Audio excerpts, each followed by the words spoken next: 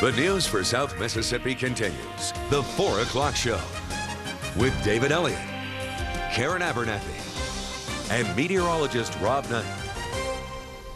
Well, don't ever give up on love. That's the title of Tim Carroll's book, True Stories of Senior Romance. And we are so happy to have Tim Carroll here with us today to talk about opening your heart to romance and love for the new year. And that's a great thought, I think, as we head into the new year, because that's one of those things that makes us happy. If you can find love, then you're going to be happier. And people shouldn't give up on that, right? They shouldn't at any age. And it makes your life a much better place when you have somebody that you really care for and that you feel responsible to as well. So I've written a book about how to find somebody when you're without somebody. And this really is partly my experience too. That's partly what inspired me. And it's surprising where love can arise. You know, there's a story in this book about people who met at a grief group. The last place you'd think that would happen. And yet, after a while, they realized they were attracted. And a relationship started, by email to start with. And they fell hopelessly in love. And they couldn't believe how bad they felt about it, because they felt disloyal to the spouses who died.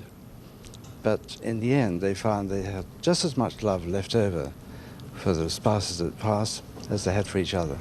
And a lot of people do struggle, whether it's after a divorce or after the loss of a loved one who has passed away. And they don't, it does take a while, doesn't it, to feel comfortable dating again. And a lot of times people do give up on finding the right person. Everyone's different. You know, we're all tailor-made. But it's never too late. Never. No, I mean, there's a story in here about a man of 85 who got married at 85.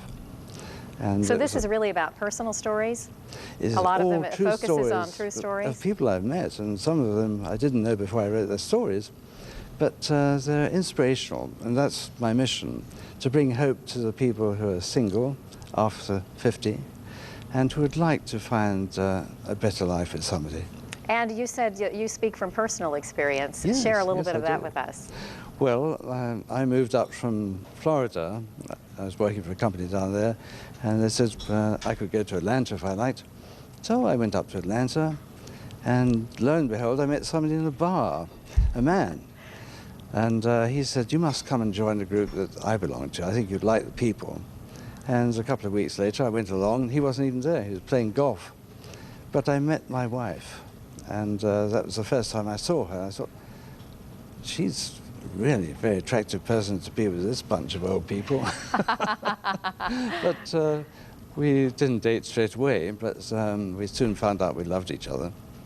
And you were in your late 60s at the time, is that right? Yes, I was 68 when we got married, but I met her around Christmas time, and we were engaged by March and married the following October. Well, that was fast.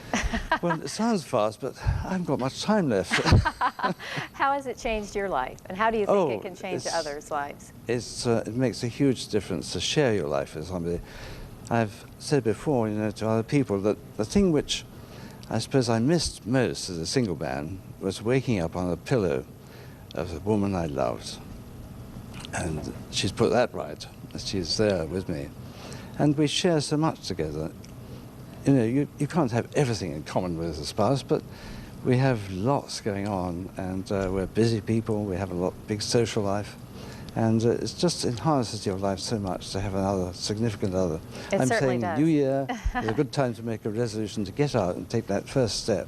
Okay, that's a great thought, and hopefully a lot of people will take that to heart and maybe take a chance even on love. And this book would be a great place to start as well, because it's a wonderful way to inspire people. Thank you so much for joining us, Tim. Pleasure to meet you. Thanks very much.